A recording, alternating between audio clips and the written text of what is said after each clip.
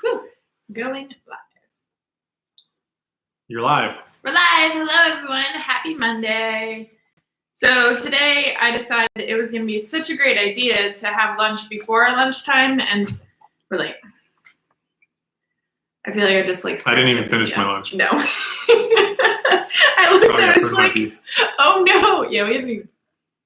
Yeah, hot mess express. It's okay. It's a Monday. But yesterday was Mother's Day. Mm-hmm. I love you, Mom. Sorry I didn't get to see you. I love my mom too. At least your mom watches these. My mom doesn't. It's okay. That's why I said hi to her. Oh, that was nice of you. Mm-hmm. What Oh, you sold your car. You raffled the car off. Someone picked it up yesterday, right? Yep, so car was picked up yesterday, and then we just started a new raffle. Oh boy. We're gonna raffle off my iRacing simulator. Mm-hmm. So it's not actually mine. I didn't mix it very well. It's oh yeah, you better stir that. It's not actually my simulator. It's George's, my car owner. So I've been using it to iRace. I'm gonna have to go back to using the desk, but this thing's pretty awesome. It's like a complete TO pro car with the body on it. On half of it. Half of it's like a cutaway car. Yeah. It was designed to be like, for people to come in and use the simulator and, like sell tickets to use the simulator. So we put our computer in it, and it's got steering wheel, pedals, it's got surround sound, subwoofer under your seat. You can like feel the engine running while you're sitting in it. It's pretty cool. And it comes with a monitor. So everything's there except for the computer. All you do is hook it up to your computer and your internet, and you can play iRacing. So how much for a ticket? $30 for one ticket, or $75 for three. I think is what we're doing. And he is going to continue iRacing because a couple people asked that as soon as you put it up for sale. Well, I'll have to come up with a new setup, but yeah, eventually. That's fine.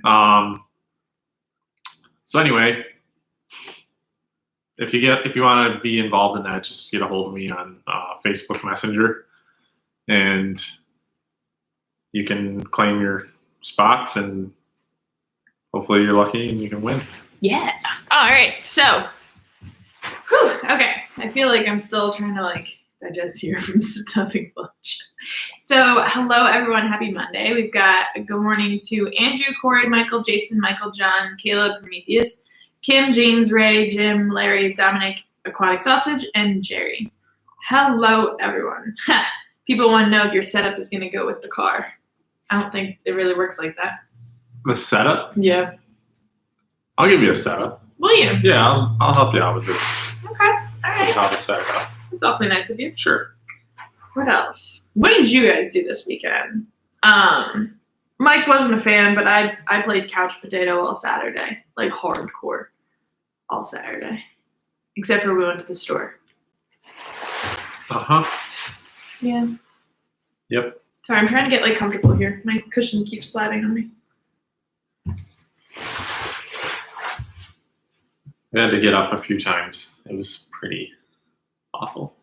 Yeah, he's like, can we go play games? Can we go play basketball? I wanted to play sports or something. But it was go outside. It was snowing all that day. I know. It was like a blizzard. I refused to go outside. I was so bored I didn't care. I wanted to do something. It was pretty nasty out, but it's nice out today, so that's good. Oh, see, some people couched it too. Sweet. At least I wasn't the only one. And then let's see, you got your car picked up yesterday. What have you been up to in the shop? So today I had our 2017 McNell had a few a power steering line and a fuel line that I just didn't really like. Mm-hmm. We're kind of really nitpicking on the cars right now to where it's like, well, I really don't like the way that is. So I'm just going to change those two lines and then reprimed them. And now I got fluid back in it. It's like a couple pounds of weight difference, so I'm going to rescale it. I re-leveled all the scales. Let's rescale it. And Josh is rebuilding some brake calipers for our small block car. And took some t-shirts to ship to the post office, sold a few t-shirts, and what else? We did watch, James brought up, we did watch Knoxville Friday night. Forgot about that. That was a really good race. David Grapple won. Yeah, that was an exciting race really between him and Ian Madsen. David was really strong on the bottom. Ian was better on the top. And all of the lap cars got in David Grapple's way. I mean, all of them went to the bottom. Yeah. And but he would eventually get around him and lose about 10 car lengths, and then when he was in clean air, he could get it right back. So he was definitely pretty fast. It was interesting. Fun to watch. Like, the racing was really, really good. Not having the fans and that hype was meh, but it was interesting to see all the precautions that they took to make sure everyone stayed safe. That was impressive. Yeah. I mean, and more so than to stay safe, it's just so that, like, hey, we're taking all the precautions, so don't shut us down from racing. We're doing all the right stuff, so don't. Well, I know. You know what I mean? I'm pretty sure Sealands Grove is still fighting for this weekend to go racing. But it goes to show. I mean, like we said on Friday, I mean, a ton of us supported. Like, it was crazy, all of the money that people were just like sending for the race for Friday. Oh, that night. was awesome. So it's the first World of Outlaws race of the year, and it's not full purse because there's no fans. So a bunch of people just chipped in and like sponsored a lap or sponsored like 5th place in the B main or whatever. There's just a ton of them that were coming in so fast that they were having a hard time announcing them all. Yeah. That was so many, and they boosted the purse. I don't know what it started at, whether it was like 5,000 or 7,000 to win to start with. It boosted up to 15 grand. Yeah. So David about doubled his money because just so many people wanted to support it, which is great. It's great that so many people supported it by watching and sponsored parts of the race as well. Yeah. Yeah, I think that between us supporting and the precautions and how well they put the race on and everything, I feel like that was like our initial start to, okay, we can do this as long as the tracks. Yeah, I feel like they did it right, so why can't you do it again? Yeah. Right? Yeah, I mean, every single crew member had their masks on. The interviews were like 6 feet apart. They had the trailers. They had a trailer space. So it was like every other trailer's parked. They got tested before they went in. The announcer was straight up in North Carolina, announcing from North Carolina. Yeah, he didn't even have to be there. Yeah, I thought that was interesting. You know what? He doesn't need to be there. He did a great job without being there. So, and you know what's cool is that since he's watching, so we're all watching the Dirt Vision broadcast, right? Yep. And the announcer's watching the Dirt Vision broadcast. So he's not announcing what's going on in 7th place when the camera's on 1st place. You know what I mean? Sometimes that happens in TV broadcasts. It's like you're talking about some guy we can't even see on the screen right now. So he's watching the same thing we are and announcing it. So I just thought that was, he did a great job. Sorry. UPS is here. No, I saw a dog. I never saw the dog. Oh, I saw UPS. It looked like a deer. I was like, what is he? So when I pulled in the driveway coming from the shop for lunch, and Cheeks was in the driveway. Seriously? Yeah. He never ventures away from the porch, so surprised. He's been awfully the whole opposite side of the house. I scared him. I tried not to, but I scared him. Was it yesterday morning you wanted to try and touch him? It definitely touch him. I can't even open the door without him running away. It was cute. It was cute. Let's see. John asked, have you been in contact with any tracks regarding tentative plans? No. Tracks? Yeah. Like I said, I know. Sealands Grove. Yeah, at least within the area. I don't know. I mean, have other tracks up by us like practiced? I think some have. Right? There's lots of tracks practicing with very few cars. Mm-hmm. There's nobody's getting away with doing a lot of cars. Yeah. It's usually like private practices with like 1 to 3, like 3 cars max there. Not too many people. I don't know. I don't know when they'll be able to race in New York. Yeah. Well, I don't know. So I posted, I don't know if you saw this, Mike. I posted on my Facebook page asking for some content, like what would people want to learn about? I'm interested with some of the results that we've gotten.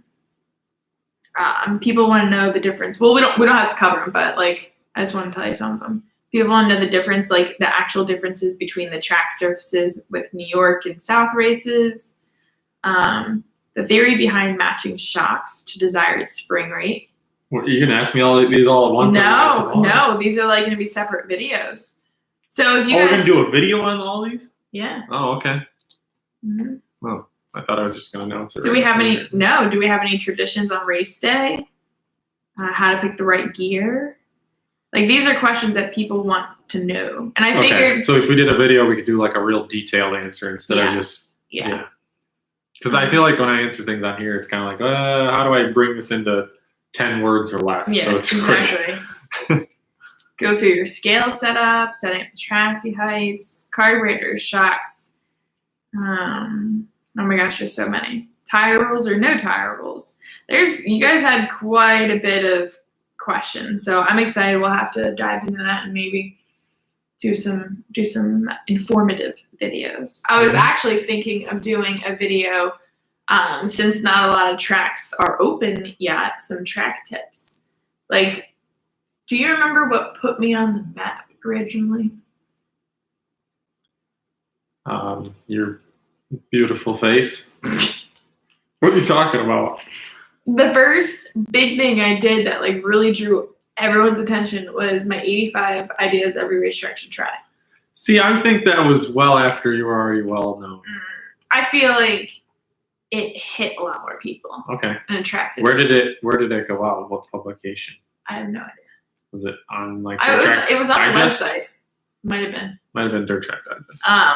But I know that you always did a nice article from Florida when your dad would race in Florida. You'd do an article on Dirt Track Digest, and that reached a lot of people. Yeah. Well, I was thinking about kind of retracing back to that and doing more in-depth videos. Okay. It's like more informative to help people. Mike and Mandee, what did you do for your mothers yesterday? Mike, what did you do for your mother? Absolutely nothing. I called her, but I feel like I don't feel like I did a great Mother's Day. I feel very disappointed in myself. Well, when you do see her, you can make it up to her. Okay. We can do that. Well, we decided to start looking for flowers on Friday, and everything was sold out. Yep. That's how we roll. A little late. We kind of forget the time of days and the days of the week and the weeks in the month when you're in quarantine. So when I was like, oh, let's look at flowers, Mike's like, it's a little late. I'm like, how is it late? Well, they don't. Nobody ships on Saturdays anymore. Like, I mean, some people probably do, but like not in our area. Let's see. So a few people just asked, do we have any superstitions before races and in the shop? I don't like peanuts. I believe in the peanut superstition. I really don't, but I do. I don't really feel like I actually believe in superstition, but I don't do anything green. There's like nothing green on our race cars or in our toolbox or nothing's green. I used to be anti-green until I think one day I just. But it's so funny because like St. Patrick's Day would come around, or like, you know, when you're in high school and they're like, oh, today's purple day, tomorrow's green day. I never owned any green all throughout up until high school, until probably college. I have green clothes. I just never don't wear them to the races. Well, exactly. All the clothes I used to buy, I'd wear to school, but I'd also wear to the races. So until like college, I finally started wearing green. And then one day I wore green to the races and Billy won. And I was like, free game. I could wear green. Jake asks, Mandee, are you able to go with Billy to North Carolina as crew or media? Currently should know by the end of the week. I spoke with Deo and I told him, I straight up told him, I was like, listen, like, I want us to be able to race, and I don't want to feel privileged by being like, hey, Deo, put me on your list, because I think they're only allowed three crew members and the driver. So really, you're only allowed to bring 4 people down. And I told him, I was like, either, you know, I can go do videos and work, or I just do what you guys are going to do and sit back and watch. I was like, I don't want to pressure anyone and take any chances. But he's only bringing 2 or 3 employees. Yeah. So oh yeah. Deo's like really very cut back. Yeah. Low on people. Yeah. So it's going to be pretty small, but I will let you know as soon as I find out. But I am excited that Billy is going, so it should be interesting. I think the track's like almost to Georgia, so it's going to be quite the drive. Kyle asks, Mandee, do you still do advertising work? Do I still do advertising work? Assuming she does advertising work for Diversified Machine Incorporated. Thanks, babe. Yeah, I kind of guess you can go on the lines of advertising. I mean, it's more social public relations stuff. Nothing marketing. It is advertising because she actually draws the whole ad up that you see in the magazines or see on the social media as well. Yeah. So, but anything DMI is me. Makes the whole ad. I have cut back. Scratch. I have cut back though. I think I discussed this. I have cut back as far as like more teams and manufacturers. That's because she's doing twice as much Arbonne. Yeah. Now that she's going to be a vice president. National. Now that she's going to be a national vice president, she's doing twice as much revenue. Mike told me he's going to start working for me soon. So let me know how he's doing. I already do work for her. I do the dishes and the laundry and things like that. Really? Tell me more. Tell me how you really feel. All right. Okay. Paid with love. Let's see. Do we have a traffic light in our town? Andrew, we do. I think it's a blinking red light. Well, see, it used to be a blinking yellow light, and it really made me mad because they changed it to a red. Mm-hmm. And that's just awful because, like, at least leave one lane where you can go green through it, and the other one has to stop. Yeah. Like, the main road, you shouldn't have to come up to a stop when nobody's there. I mean, small towns, there's like hardly anybody there. Why you gotta stop all 4 ways? We don't even need the light. It could just be a 4-way stop sign. No, it should be a 2 stop and 1 go. So people are still talking about superstitions. Me personally, I have to have a routine on race day. Do you have a routine on race day? No. No. I hope that I get to shower. That makes me really happy. If I have time for that on race day, that makes me really good. That makes it a little better. Feel good. I probably, like, our first race, I'll probably have some routine, and then by like the 3rd one, it'll be gone because I'll be like, oh, let's just get all the tools in the trailer and go. You don't put like left glove on first or right shoe on first? I never remember which one I do first. I just do it. We'll have to pay attention to that. She tries to get me to like always put my hands on, then the belts, and then the gloves. If I'm there to hand it to him. Yeah, I don't even know what my routine is unless you tell me. I just do it. Oh my god. So, like, when I get to the track, I have a routine. I mean, I would definitely say I'm superstitious. Do I believe that my actions can result to Mike? Yes, she does. 100% she does. Don't let her lie to you. I was just going to say no. If she rubs her knee, it might make me pass the car in front of me. You're lucky people are watching right now. I just made that up. I don't really know. No. I do some things. I don't really tell anyone, but if you are, okay, I'm just gonna retract that because I don't like when I know people are watching me when I'm watching the races. So I'd tell you what I do, but you'll just have to not watch me. That made no sense. So I'm just trying to backtrack. So don't watch me. There's a commercial right now that, like, when you watch, I don't know if it's Division or I don't know which one it was we were watching. Dirtco Media did it. Yeah, but that's not it. I'm talking about like another. It was on Full Sports, wasn't it? Or is this a different commercial? A whole different commercial. Oh. They used the same clip of like you're cheering in the infield and someone's filming you cheering and the cars are going by. Oh, there's another one? Yeah. So it was a whole different clip. Yeah, because this one was advertising like FVP batteries or something. It was a commercial. The one you're talking about was like. You sure it wasn't my video? It was 100% not your video. Well, I mean, it might have been a clip from your video, but it was their commercial. They used it. Well, someone found this, and I want to see it. I saw it. I told you I saw it, but you didn't. I think you thought it was the same one. Yeah. People starting to use me. Gosh. Let's see.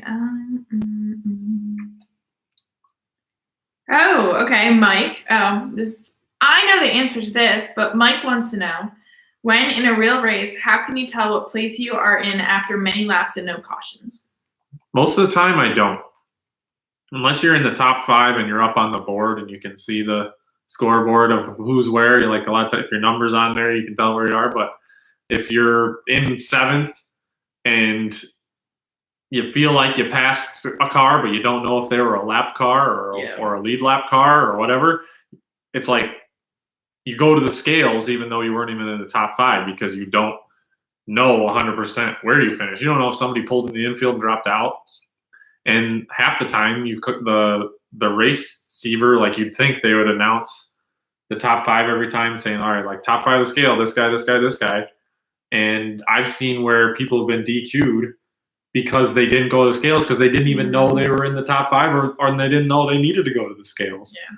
Or they know they needed to go to tech because they didn't say it on the receiver. And a lot of times, sometimes also, they say it one time on the receiver and the engines are still because everybody hasn't slowed down yet. You can't hear. Mm-hmm. So you have no idea what they even said. It's like, could you please like repeat that? Well, you can't talk.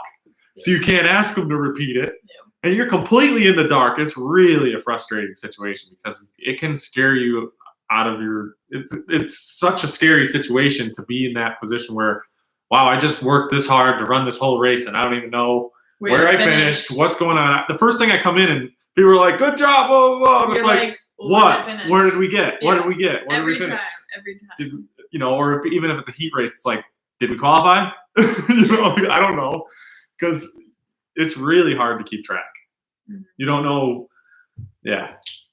I was thinking I remember a couple of times this past year, like you'll be in deep lap traffic or something, and you'll be coming through the back, and I'm like, oh my God, we passed at least 8 cars. And then the caution comes out and you pass like 1. Right. It looks like you're passing more than you really did. Exactly. I'm so excited. Yeah. Yeah, it's the worst. Even I get lost sometimes. Oh my gosh. Yep. Let's see. Oh, Jerry said, Mandee really has to force herself to be positive when things are going bad. You can tell she doesn't really have faith it's going to improve. I definitely do have faith it's going to improve. Growing up, I've always taught myself to hype things up worse than that they are, even though I know everything's going to be fine. Like, it is what it is. But even, I always remember, like, school plays. I'd be like in line before you walk out in front of the stage, and I'd be like ready to like pee my pants or something, right? Like I hype myself up so bad, and then I get out there and I'm like, I got this. Okay. Like I hype it in my mind. It's a whole mental game with me. I hype it in my mind. I have superstitions, but do I really, really, really feel that I can, I don't know, create your outcome. I have a part in it, yes, but me sitting in the stands freaking out really isn't going to do anything for you. But it makes it more fun for you. Yeah, absolutely. It makes it more exciting for you as a fan. When you're excited, it's just a better experience. I've slightly changed over the last, like, I'd say 8 months. I'm a full believer now in positive thoughts. You put positive thoughts out, positive thoughts attract back. Instead of me saying, like, don't get a flat, don't get a flat, don't get a flat. He gets a flat leading with 1 lap to go. And I'm like, well, I called it. No, I put that out there. It's weird. It's how I think. You're learning. It's great. Oh man. Happy Gilmore asks, what is your favorite type of track? Happy Gilmore, one of my favorite movies. I like 3/8 mile high banked tracks with good clay. Smooth, slippery in the middle, a little bit of brown around the bottom. Nice little curb, like 4 feet from the wall. I like it tacky. Mandy just wants it top to bottom. So everybody just runs the middle, follow the leaderboard. No. Oh, see, my tacky and her tacky are different. Like, I think it's still pretty tacky if there's like a groove worn out in the middle, and there's like you gotta slow down to run the bottom and hit the left side tires in the brown, or you gotta like hit the top as hard as you can to keep up with the guy running the bottom. I just like it when there's a top and a bottom. You know, I mean, that's just a basic answer, right? Yeah. I guess I try to give detailed answer because, like, maybe if somebody watches this that preps a racetrack can understand, like, if you don't make sure there is a little brown there for your left side tires in the bottom, then there isn't a groove there. Nobody can run it if that isn't there. And if there isn't a little bit of a curb on the top, you can't run up there. So it's how they prep the track that determines that 2-groove racing. I gotta report this guy. Hang on. Harassment or bullying. Oh boy. We're gonna. Bullies. He's harassing me. Sorry, we're reporting you. Report creepy old pervert. Yep, bye. Corey Brown asks, Mike, how many weeks have you been quarantined yourself? What would you say? It's been since Georgetown, when I went down to Georgetown. So it's been like. It's been a few months, right? A couple weeks. I don't know how many weeks, but I mean, and I haven't been like 100% quarantined, but I'm quarantined to like the same 5 people. 7, you know, 8, it doesn't. Almost 9 weeks. I only, since I fully quarantined. So we'll just say 8 to 9 weeks. I mean, we haven't gone anywhere. We don't go anywhere. We don't see too many people. It's pretty. Yeah. Yeah. And even the people that we do see haven't seen too many people. Yeah. What else we got? Bud have B. That's you. Bud have B. Or Mike. Mike, is there a difference in optimal engine temps for a big block and a small block? If so, what are they? Honestly, I don't think so. We pretty much try to aim somewhere between, like, for water, we try to get between like 180 and 210. Anything over 210 is getting kind of warm, and under 180 is not warmed up enough. So it doesn't matter if it's big block or small block. But and then oil temp should be, I think it should be like 80 degrees hotter than the water or so. So let's see, Andrew, not to be the Debbie Downer, but racing can't race without fans due to the cost to run the track. We can do it for a little bit. And that's absolutely true. But I mean, think of all the... I think racing as a whole cannot function that way. But if there's only a few races going on in the country, it can. Because 100%, if we're all tuning in to these shows without fans, we're all watching online, then they're going to sell enough tickets that they can pay the purse and keep going. It's when we try to have 200 races across the country on a Saturday night that it's not going to work, because nobody's going to be able to tune into all those. I'm really hoping that a lot of people who were watching like the iRacing, like the NASCAR drivers race the dirt stuff, I'm hoping they like slightly make a transition. Like jump onto the dirt vision and stuff. Yeah. That would be cool. I mean, that they did that because NASCAR wasn't really running. Mm-hmm. And this was something that they could watch their NASCAR favorites. I wish they and now they can, and they have a dirt vision account now.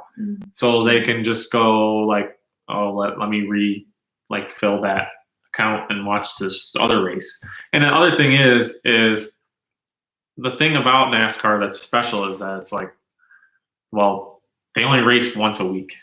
Yeah. Right. We race all the time. So there's like so many races and it's like too much to follow. When that one race a week comes up, it's like everybody sits down for that, it's like going to church every Sunday. You sit down for that few hours and do it. Well, if we have the World of Outlaws or whatever division doing that, where it's like everybody stops to watch it every single Sunday, then, or every single Saturday, whatever it may be, if everybody does that, then it just becomes much bigger. Yeah. I think. Absolutely. I'd be interested to see if they'd share with us the spikes in viewers and memberships from this time I would last year. love to see those numbers. Yeah. I think they keep them private. Mm-hmm. Oh, absolutely. Yeah. Which it'd be really interesting to see how they're doing. Because I mean, if they're doing really, really good, they don't want you to know. And if they're doing really, really bad, they don't want you to know. Yes, exactly. So. And yeah, I totally agree with Jordan. He says you hope that those people that gain interest in the dirt side of the sport goes to a local track when the country goes back to normal and the racetrack can have fans. Yeah, and I think they would. Why not? Yeah.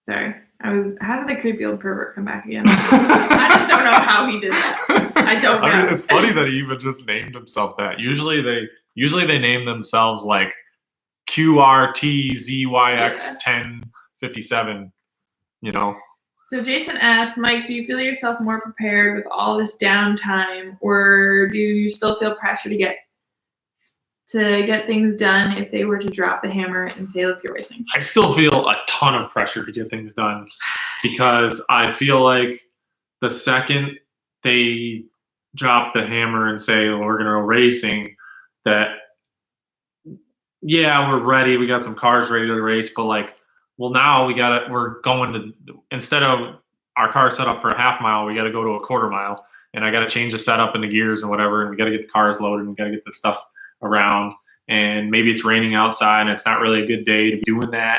Mm-hmm. You get kind of held up by certain things and it makes you nervous. And for example, the day of race they're having right now, they are having 31 drivers selected to go in 2 weeks to Tri-County Racetrack in North Carolina.